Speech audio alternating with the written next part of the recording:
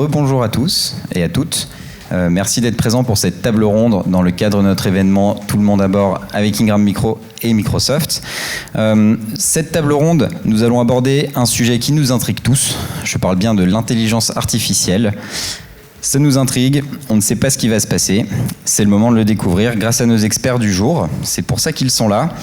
Et donc ce sont eux qui vont répondre à 4 grandes questions sur les tendances de de l'intelligence artificielle. On va parler de sécurité également, spoiler. Donc sur les tendances de l'intelligence artificielle. Et donc je vais vous les présenter et les laisser se présenter également. Donc nous avons Claire Grandjean de Microsoft. Je te laisse te présenter, Claire. Enchantée. Donc Claire, je travaille en fait dans la division partenaire chez Microsoft et je m'occupe de la stratégie marché sur Windows notamment. Ravi de t'avoir parmi nous pour cette table ronde. Merci beaucoup pour l'invitation. Je présente également Sébastien Verger. Je te laisse te présenter. Bonjour à tous, Sébastien Verger, Dell. Donc, je suis CTO chez Dell. Donc, en gros, je suis l'un des principaux porte-parole de l'entreprise Dell, que ce soit pour l'interne ou pour l'externe, comme aujourd'hui. Bienvenue à cette table ronde et merci de ta présence. Merci.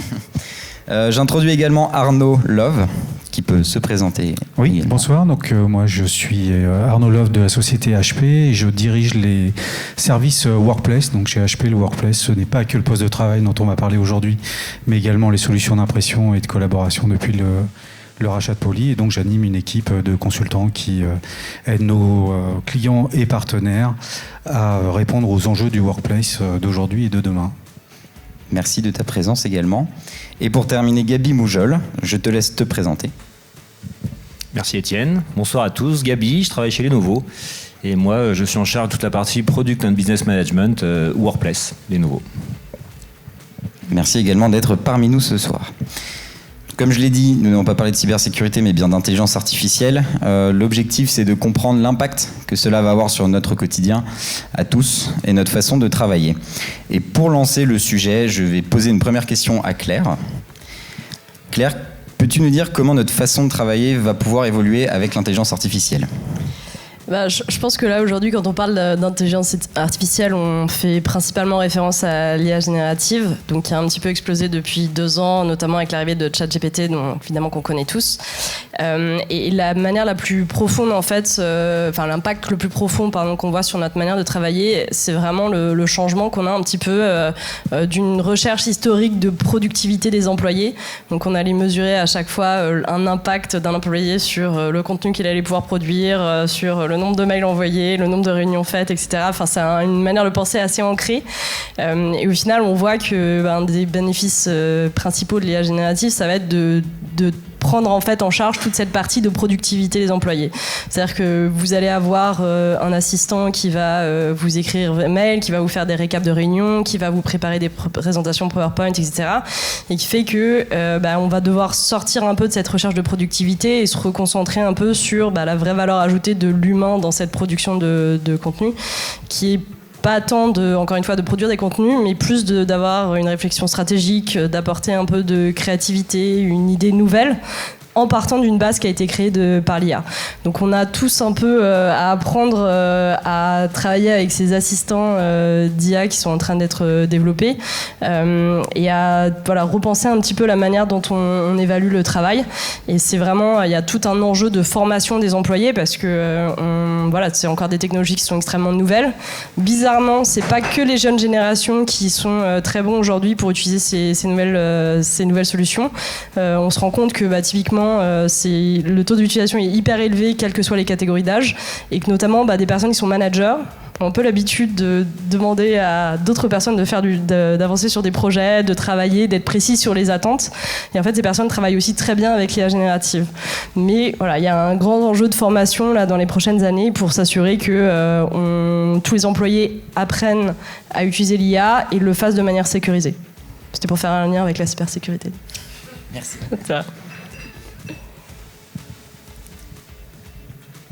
Alors, ça tombe bien que tu nous parles de ces enjeux, puisque ma deuxième question, donc, pour toi Sébastien, est-ce que tu peux nous parler des défis de l'adoption de l'IA en entreprise ? Oui, bien sûr, et je vais rebondir sur ce que disait Claire, parce que je suis toujours impressionné de voir à quel point on est à peu près tous en phase sur ces enjeux.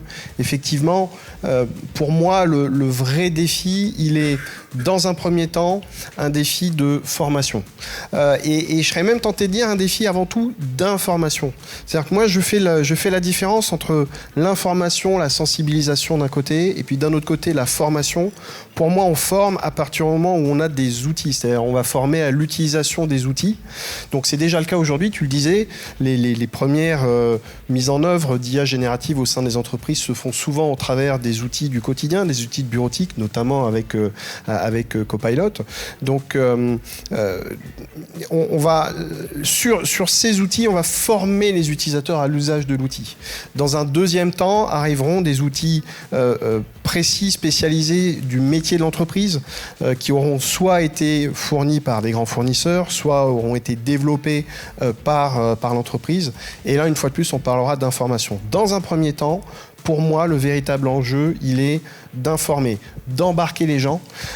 Et la bonne nouvelle, c'est que normalement, vous êtes déjà tous embarqués dans des processus de formation, sensibilisation, information autour de la cybersécu. C'est des choses qui, avec le temps, se sont mises en place au sein des entreprises, ne serait-ce que pour sensibiliser les utilisateurs à l'utilisation, à la réaction. Et c'est typiquement ce que l'on voit aujourd'hui, typiquement sur les premiers usages d'IA générative, il y a déjà une première sensibilisation, un premier enjeu à sensibiliser vos utilisateurs, à bien comprendre la différence qu'il y a entre une IA générative grand public, tu as évoqué ChatGPT, pour laquelle eh bien, les informations qui vont être données, les questions ou ce que l'on va donner à ce moteur va être intégré dans le moteur, va être partie prenante. Donc là, il y a des enjeux de conserver et de protéger les données d'entreprise, hein, puisque on a vu quelques exemples récents et précis, hein, notamment chez Amazon, notamment chez Samsung, qui ont retrouvé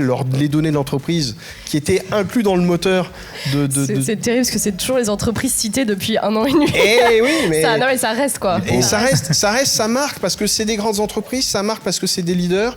Et puis on les cite toujours parce que ces infos elles sont publiques. On a plein d'autres exemples, mais qui sont pas forcément publics.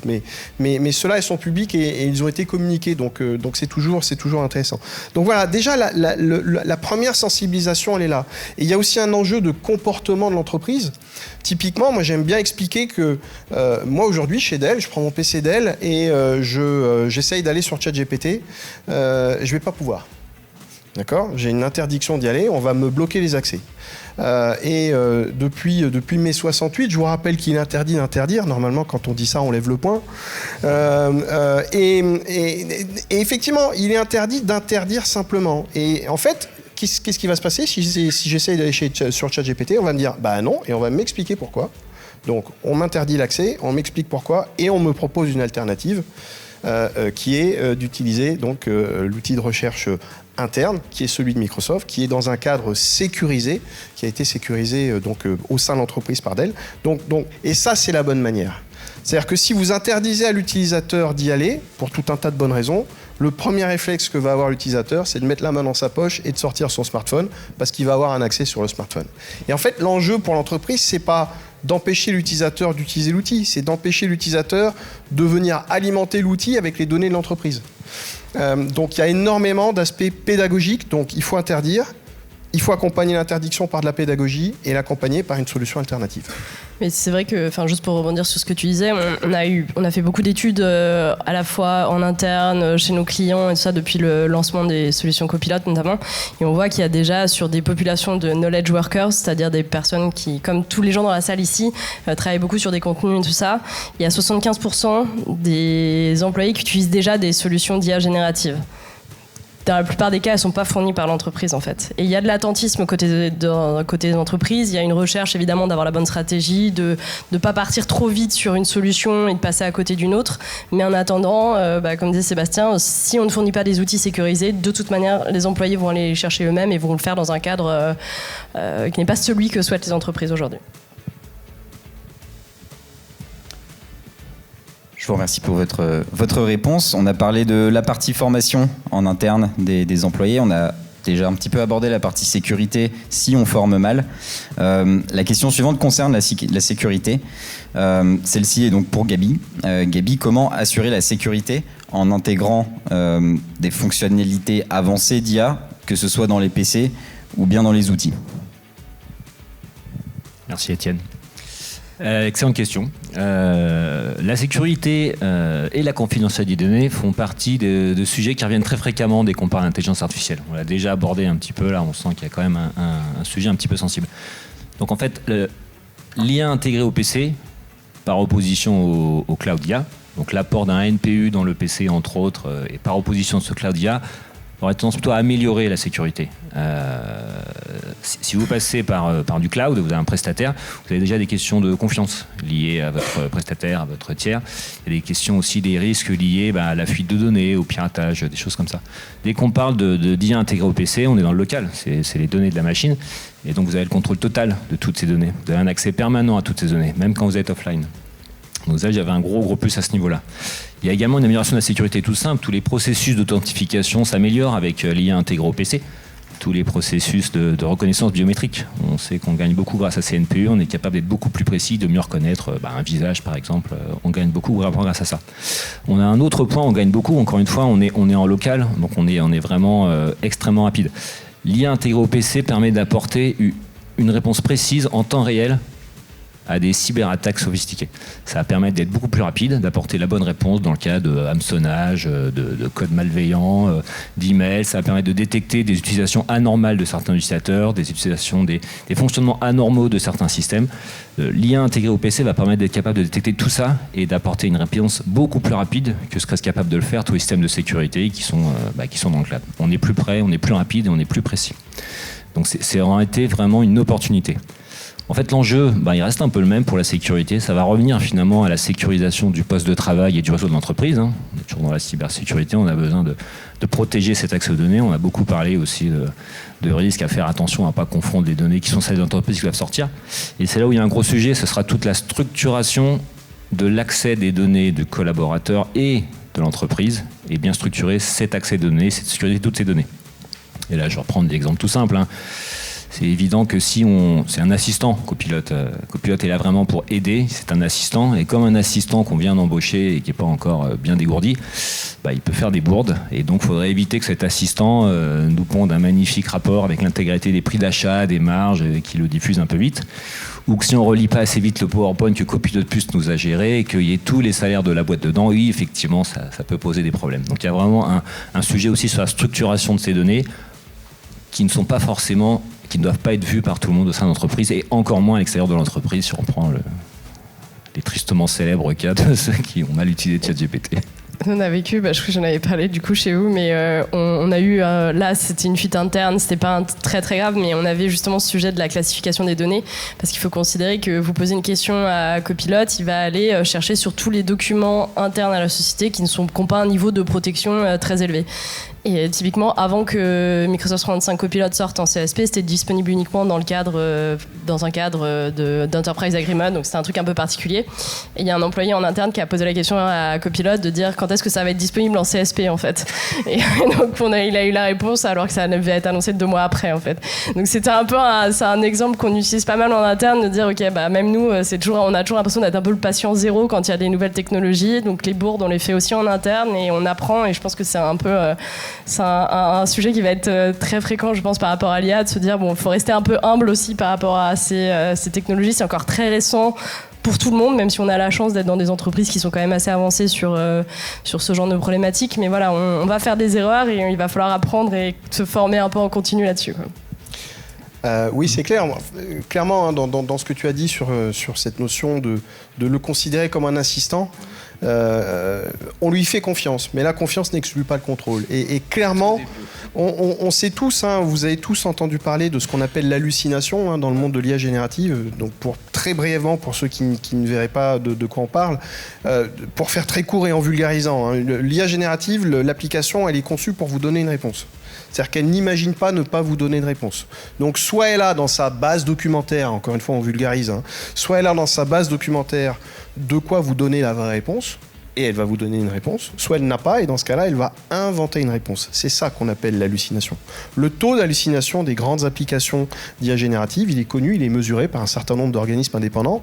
Il varie de 5% pour les meilleurs à 25% pour les moins bonnes. 25%, ça veut dire qu'il y a une réponse sur 4 qui va vous donner qui est une connerie, un truc qu'il a inventé.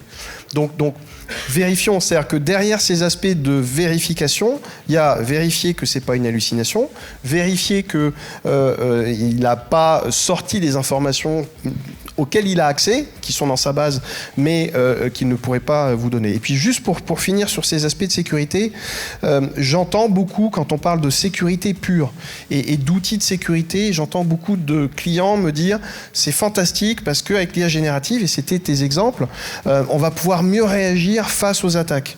Eh oui, mais c'est un peu une épée à double tranchant, c'est-à-dire qu'on a d'un côté un formidable outil pour mieux répondre aux attaques, mais les grands méchants, quels qu'ils soient, ont un formidable outil pour proposer des attaques encore plus sophistiquées. Donc il faut bien voir les deux tranchants de la lame, et surtout pas se laisser leurrer par le fait qu'on devienne plus efficace pour détecter et répondre et recover les attaques. Oui, à ce sujet, si je peux me permettre d'intervenir, donc l'existence de l'intelligence artificielle dans les outils de sécurité n'est pas nouvelle, hein, les next-gen, antivirus, etc., etc. Et effectivement, par rapport à ce que tu disais, on peut constater un accroissement sensible de l'utilisation des attaquants de ces outils pour répondre à leurs objectifs. Je vais vous donner quelques exemples. Donc chez HP, nous on émet un threat report, threat report mensuel, que je vous invite à lire, qui a été relayé récemment par Wavestone, sur l'exemple dont je vais vous parler. Donc il y a une attaque Zero Day qui a été disponible et qu'on pouvait trouver sur GitHub. Je n'ai pas dit trop fort. Donc une technique d'attaque sur l'environnement classique. Et en fait, on a découvert à travers nos outils de filtrage, etc., de sécurité, qu'il y a manifestement un Français qui a utilisé manifestement ChatGPT pour lui demander d'exécuter du code. Et donc ce code, il l'a documenté dans ChatGPT. Donc on voit ce qu'il a demandé, parce que ChatGPT est très bavard. Donc quand vous lui demandez de faire du code pour quoi que ce soit, il va vous expliquer tout ce qu'il fait, etc. C'est pour éviter les effets d'hallucination dont tu parlais tout à l'heure. Donc on voyait que c'était donc un Français, un Frenchie, qui a créé donc un code malicieux, qui a été donc intercepté chez nous. Donc c'est très intéressant de voir ça, puisque en fait le nombre de failles Zero Day, vous savez ce que c'est, hein, les trucs qui n'ont pas été encore patchés, ne va faire qu'augmenter avec la complexification des systèmes d'information que nous avons aujourd'hui. Et en face, on va avoir des outils pour manipuler ces éléments-là qui vont être de plus en plus puissants et de plus en plus accessibles à n'importe qui. Donc ça, c'est un premier point. Et ce truc-là était pas détectable, hein, encore une fois. Le deuxième exemple, c'est quelque chose qu'on a vécu chez HP, j'ai pas les détails, mais qui a dû toucher d'autres entreprises. C'est la fameuse arnaque au président. Donc en fait, ça a été relayé, une info interne. Attention, nous on n'a pas le droit d'utiliser WhatsApp normalement, mais il semble qu'il y ait des gens chez HP très haut placés qui utilisent WhatsApp, ou en tout cas qui ont fait l'objet d'une tentative d'hameçonnage extrêmement bien fichue, d'arnaque au président, que vous connaissez tous. Hein, s'il te plaît, Jérémy, fais un virement de 1 million, on va perdre ce deal, ou je sais pas quoi. Enfin bon, bref, on va perdre cet accord avec Microsoft, on va avoir un problème. Etc., etc. Et donc, ça va s'accélérer de plus en plus quand on voit qu'une boîte comme HP est touchée. Je ne dis pas qu'on est intouchable, mais je veux dire, ça va s'intensifier. Et je reviens aux propos qui étaient évoqués tout à l'heure. Je ne suis pas convaincu que vos clients, qui sont peut-être des PME, et on en parlait avec certains d'entre vous dans la salle tout à l'heure, aient les moyens de faire face à ces problématiques-là, en termes humains, en termes de technologie, etc. Donc ça, pour moi, c'est un vrai enjeu à prendre en considération et essayer de vraiment considérer que la confiance n'existe finalement nulle part quand on parle de sécurité dans le workplace. Donc, le zéro trust, etc. Mais ensuite, il faut être capable de l'appliquer et ensuite de le faire fonctionner, quoi. Voilà. Donc, c'était juste un petit élément que je voulais apporter, qui est dans la continuité de ce que Sébastien disait tout à l'heure. Absolument. Merci beaucoup pour vos réponses. On a parlé de sécurité maintenant. On va passer à quelque chose de plus concret qui va nous parler à tous. Arnaud, petite question. Quels sont concrètement les avantages à long terme de l'IA pour les entreprises, pour les employés, pour nous tous en fait? Alors c'est une très vaste question. Alors on a beaucoup parlé de Gen AI en fait, hein, comme tu l'as dit tout à l'heure, Sébastien. Je vais pas revenir sur ce côté copilote, et le nom est très bien trouvé. Hein, je vous félicite Microsoft, franchement vous avez fait un super boulot. Je n'ai pas participé à ce choix, mais merci.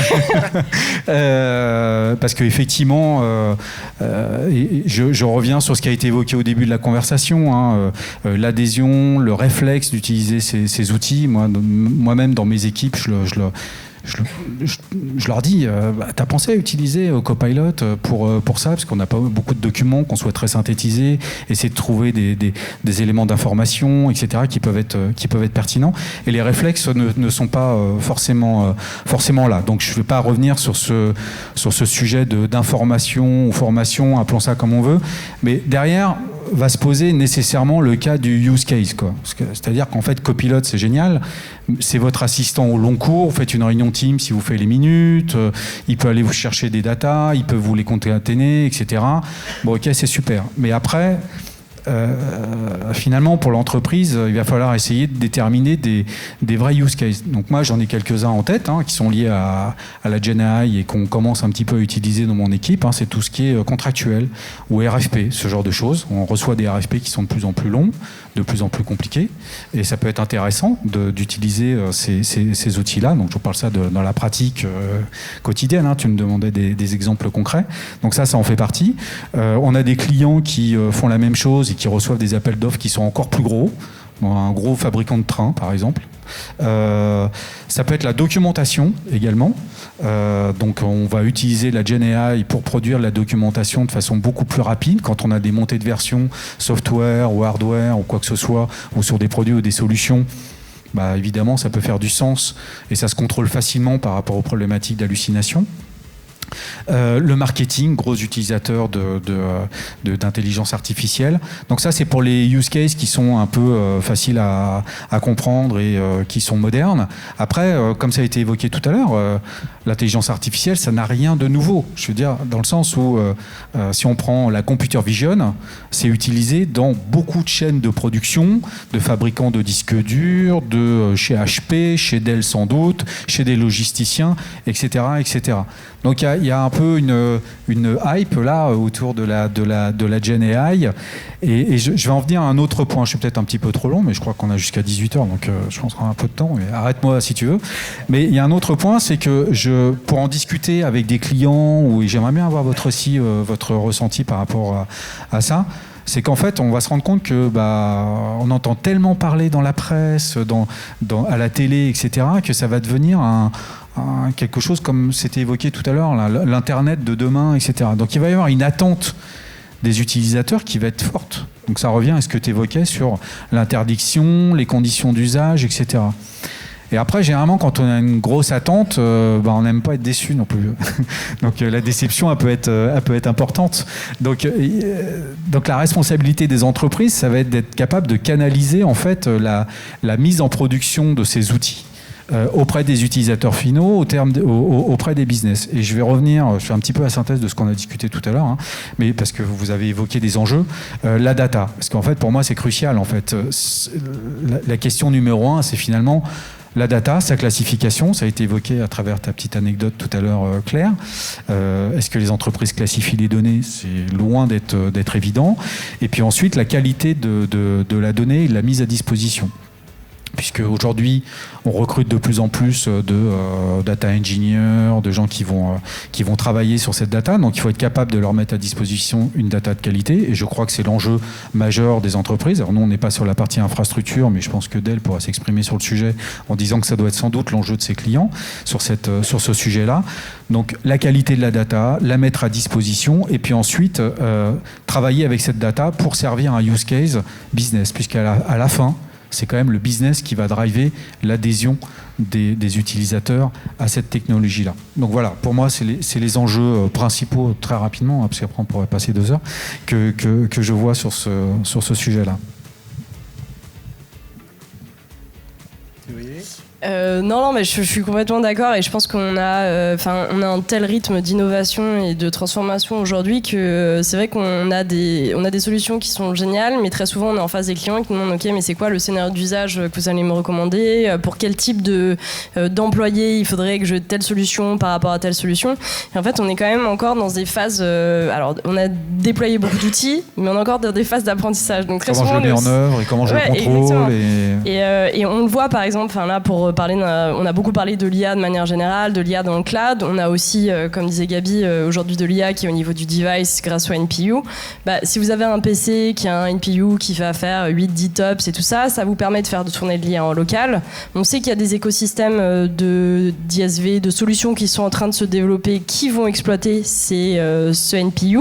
Donc aujourd'hui, ça serait dommage de ne pas acheter un PC dans le cadre d'un renouvellement, ça serait dommage de ne pas acheter un PC avec un NPU.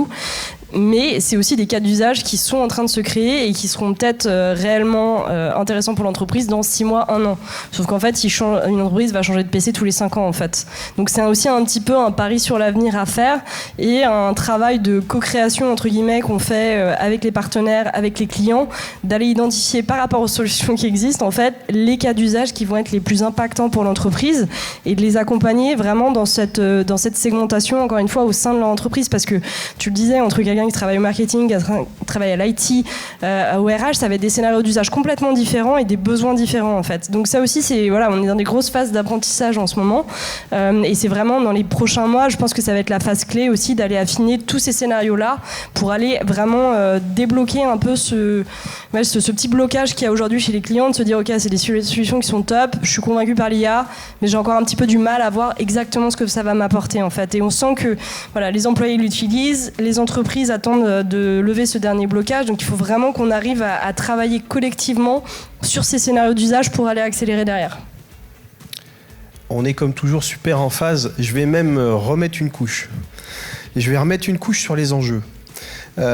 Si on recule de 4 ans, un peu plus de 4 ans en arrière, on tombe sur le Covid. On sait tous ce qui s'est passé pendant le Covid. Pendant le Covid, nos clients ont surconsommé des laptops pour pouvoir équiper leurs collaborateurs pour qu'ils puissent travailler à distance. Donc on a tous connu, au moins de tous les 4, puisqu'on a connu un âge d'or magnifique. Ça a été une magnifique opportunité business. On a tous vendu énormément de laptops. On a inondé le marché il y a 4 ans. Depuis, le marché est moribond. C'est normal, puisque les clients ont acheté les machines et ils les utilisent. Donc le marché, il est à peu près flat depuis 4 ans. Et 4 ans, tu viens de le dire, on tombe dans la durée d'utilisation moyenne. Donc il y a un double enjeu là en ce moment. On va arriver aux périodes de renouvellement de l'ensemble de ce parc de laptops qui a été acquis par les clients pendant la période Covid. Petit 1. Il y a un deuxième enjeu qui est, je suis étonné que tu n'en aies pas parlé, l'arrivée de Windows 11 et la fin de support de Windows 10. On va parler toute l'après-midi. On va parler toute l'après-midi, pardon. Alors, mais c'est important parce que finalement, ces deux enjeux viennent militer sur ce que tu viens d'exprimer, à savoir, le marché s'attend à une activité très forte sur le renouvellement de ses parcs. Et effectivement, c'est le moment de ne pas faire d'erreur. Ce qui se passe, c'est que pendant une période de 6-8 mois, aujourd'hui, nos clients vont avoir le choix entre acquérir des PC, et chez chacun de nous 3, ou nous 4, si on met Microsoft, vous avez quand même quelques laptops. Si vous avez la possibilité d'acquérir aujourd'hui soit des PC équipés des puces de dernière génération, et quel que soit le fondeur, je salue nos amis d'Intel dans la pièce, mais quel que soit le fondeur, on a des PC qui aujourd'hui disposent de NPU. Alors ils sont ou pas certifiés Copilot Plus, en fonction de la puissance de la NPU, mais on va dire que c'est des PC qui sont boostés pour l'IA. Et pendant une période de 6-8 mois, on a tous encore la possibilité de commercialiser des machines d'ancienne génération, équipées de puces d'ancienne génération qui ne disposent pas de ces NPU. Donc nos clients pourraient voir, entre guillemets, une bonne affaire dans le fait d'acheter ces PC équipés de puces d'ancienne génération. Attention à la dette technologique, parce qu'effectivement, c'est pas parce qu'aujourd'hui je n'ai pas ces applications que si je me projette sur la durée d'utilisation, encore une fois, 3, 4, 5 ans chez certains utilisateurs, notamment dans le domaine public, là, à coup sûr, il y aura des applications. Donc, si je peux me permettre, d'autant plus que je reviens vraiment sur cette comparaison avec Internet qui est bonne, parce que on en parle tellement, parce qu'il y a plein d'autres technologies qu'on connaît, qui sont arrivées sur le marché depuis quelques années, etc., mais dont on ne parle pas au grand public. Mais ce qu'on peut craindre pour les utilisateurs, enfin ce que vos clients peuvent craindre de leurs utilisateurs, c'est que s'ils n'ont pas de PC qui soit capable de faire ce que fait pour eux un truc totalement normal, à savoir faire des synthèses très rapidement, traduire en temps réel, flouter sans super chauffer, etc., etc. Non, mais ça va devenir un standard. C'est comme l'iPhone, la reconnaissance vocale, faciale, excuse-moi, etc., etc. Et ça va devenir un standard. Et effectivement, cette dette technologique, ça va devenir une dette fonctionnelle en fait. Et c'est vrai que, je n'ai pas parlé jusque-là, mais on a vraiment, encore une fois, on a cette date-là de fin de support dans 1 an. On a des projets de migration qui, pour les entreprises, prennent en moyenne 12-15 mois. Plus l'entreprise est grande, plus c'est long. Et on sait que du coup, là, on a à peu près 5-6 millions de PC en France qui ne sont pas éligibles à Windows 11. Donc c'est des dizaines de milliers d'entreprises qui, dans l'année, vont devoir faire ce choix de renouveler leur parc PC et de se dire avec quoi je vais renouveler en fait. Donc si vous voulez le voir d'une manière très commerciale, un PC avec des NPU, c'est aussi un ASP qui est plus élevé, donc c'est plus de revenus potentiels. Mais surtout, c'est de bien accompagner le client pour qu'il fasse le bon choix. Et désolé pour l'expression anglaise, mais on a beaucoup cette notion de future proofing qui revient dans les clients, c'est-à-dire comment je m'assure que les choix que je fais aujourd'hui, je vais effectivement pas les payer dans 6 mois, 1 an, parce que vu le rythme d'innovation, le rythme d'arrivée de nouvelles technologies sur le marché, j'ai peur que si je bouge trop tôt, entre guillemets, je vais rater le virage. Et donc là, c'est là où il y a une vraie fonction de conseil et d'accompagnement qu'il faut avoir auprès des clients pour justement les accompagner sur le bon choix et sur un choix qu'ils ne vont pas regretter dans les 4 prochaines années. Et tu parlais du Covid tout à l'heure, et c'est l'exemple parfait d'achats qui sont faits dans l'urgence, dans la contrainte, et qui sont faits sur un PC qui ne correspond pas réellement aux besoins de l'entreprise. On a eu beaucoup de clients qui ont acheté des PC qui étaient faits pour le grand public parce qu'ils n'avaient pas de stock sur autre chose, ou des PC qui n'étaient pas adaptés en fait. Et donc ce qui fait aussi qu'ils doivent renouveler plus tôt. Donc le pari qui peut être fait de se dire je prends pas la nouvelle génération parce que c'est un peu plus cher, au final ça coûte plus cher à l'entreprise parce qu'elle va devoir renouveler plus tôt en fait. Donc c'est vraiment hyper important là dans les mois qui arrivent, c'est là où tout va se jouer un petit peu sur le renouvellement, donc s'assurer on propose les bons clients et on aide nos clients à penser un petit peu sur 4-5 ans qui va être le cycle de vie de leur PC. Et moi, je reviens sur ce sujet Covid. Donc, tu as évoqué ce qui s'est passé. Les autres faits marquants, si maintenant on s'intéresse à vos clients, c'est qu'il y a eu une migration du desktop vers le laptop. Avec l'hybridation du travail qui va avec, des gens qui ont découvert l'existence de trucs comme Zoom qu'ils ne connaissaient pas avant, ou Teams, qui sont devenus des ultra standards, et c'est même ça qui est rigolo, encore une fois, dans la presse ou à la télé, on a fait un Teams, machin. C'est devenu dans le langage commun, donc encore une fois, c'est devenu un standard, et on a vu, ça a été évoqué tout à l'heure, mais je me permets de revenir dessus, les impacts que ça a sur l'utilisation du processeur, de la batterie, etc., etc. Les technologies de l'époque n'étaient pas prévues pour faire tourner ces outils-là dans les conditions dans lesquelles ils sont utilisés. Et ça, c'est quelque chose sur lequel j'insiste. On a vu en même temps un allongement de la durée de vie des postes de travail eu égard au surinvestissement obligatoire, qui a été rendu obligatoire par la période Covid. Les entreprises devraient aussi réfléchir à long terme, donc sur des sujets de sustainability et donc de capacité d'un poste de travail avec des NPU de pouvoir supporter les charges actuelles et à venir qui ont été évoquées tout à l'heure, le noise cancelling. Donc ça, c'est des aspects, je ne vais pas trop rentrer dans ces trucs-là, mais c'est très fonctionnel et c'est la réalité de l'utilisateur d'aujourd'hui et de demain. Donc encore une fois, c'est un élément aussi qui peut être porteur par rapport à ce que tu évoquais, ce qui était évoqué sur cette phase de renouvellement attendue avec l'arrivée de Windows 11 et la fin du parc qui a été vendu à l'époque. Juste pour rebondir, je suis tout à fait d'accord avec tout ce qu'on vient de dire. Je trouve que c'est frappant de voir à quel point des machines récentes, très récentes, sans NPU, non copilote plus, ma chère Claire, sont censées être des machines de guerre avec des grosses autonomies. L'utilisation normale qu'on a aujourd'hui avec ces machines, avec le floutage, avec le contrôle de la voix, etc., ça devient des machines qui peinent. Et le truc flagrant, je trouve, avec les premiers Copilot Plus qu'on a lancés, que vous avez tous lancés et que j'ai eu la chance d'utiliser un petit peu, c'est qu'on retrouve le plaisir à utiliser un ordinateur un peu comme avec un téléphone. J'adore cette analogie parce que ça marche vraiment tout le temps. Il n'y a pas besoin d'être branché pour que ça marche. Et ça marche toute la journée, quoi. Et ça rame pas, alors que... Voilà. Même un beau PC d'il y a quelques mois, non équipé de CNPU, il ne suit pas la cadence avec ce qu'on lui impose. Et c'est juste un peu de Teams, un peu de vidéo, un peu de floutage, un peu de noise cancelling, et rien que ça. Ouais. Donc il y a déjà, ça n'a pas l'air si concret, et ça n'a pas l'air si waouh, tout ça. Hein. Mais en réalité, nos machines ne sont déjà plus adaptées. Et ça donc dans 3 mois, dans 6 mois, dans 1 an... Et ça reboucle avec ce qu'on évoquait tout à l'heure quand tu parlais de la sécurité, avec les outils, les EDR, etc., qui sont équipés d'intelligence artificielle. Donc tous les softs, aujourd'hui, il n'y a pas un soft qui évolue dont on ne parle pas d'intelligence artificielle. Même dans Adobe Acrobat, on nous parle d'intelligence artificielle. Donc tout ça, ça va consommer de la ressource. Et encore une fois, ça va créer des besoins, ça va créer des usages qui vont devenir des standards pour les utilisateurs. Ça j'en suis convaincu. Oui, complètement. Sans rentrer évidemment dans des détails techniques qui sont pas des trucs très intéressants, mais il faut vraiment garder en tête que on parle beaucoup de TOPS, donc le nombre d'opérations par seconde que peut faire un ordinateur, et vous pouvez avoir un processeur et une carte graphique qui vont vous donner un nombre de TOPS très élevé.